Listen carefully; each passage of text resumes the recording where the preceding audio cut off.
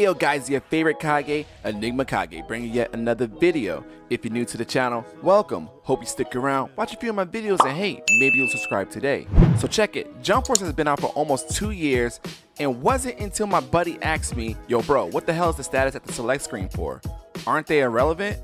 I really wanted to just say, yeah, just pick your character, but I decided since no one has brought this to light, or even covered it, I think I should. Before we begin, make sure to smash that like button because it greatly helps out the video. So let's just jump right on in.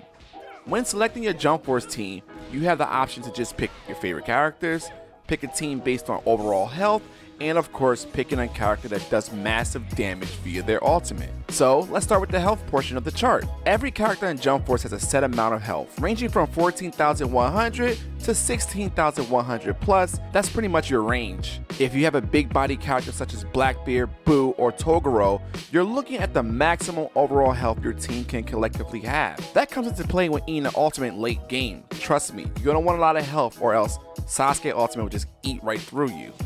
Having a huge amount of health is beneficial, but in Jump Force, everything has pros and cons. For an example, when you're using a CAC, you have no weak points, but you also have the least amount of health. Of course, that's if you don't have 5J skills to boost your health to maximum. Characters such as Goku and Vegeta doesn't have any weak points either, but their ultimates take a slight hit when it comes to damage. Boss characters, although they have high resistance in some areas, they take massive damage elsewhere. Prometheus has the worst stats in the game because any lights or heavies he receives gives their opponent bonus damage.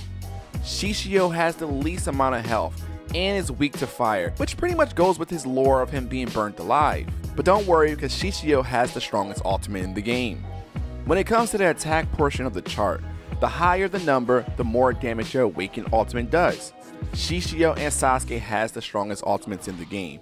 If you have 40% of life left and you receive a hit from either of these guys, it's curtains for you. Knowing the potential kill zones for your mains are important. You don't want to be out here prematurely hitting the alt button and leaving your opponent with 5% life and a free ultimate. Ultimates also stack with the weak points, and I'll get to that in just a minute. Knowing your opponent's weak points can actually set up your team for easy success. And here's why. A weak point is a physical or elemental damage your opponent is weak against. Your character or opponent must have stats below 95 to trigger a weak point. 100 is the average, 90 and below triggers a weak point damage. Anything above 105 is high resistant bonus, so keep that in mind.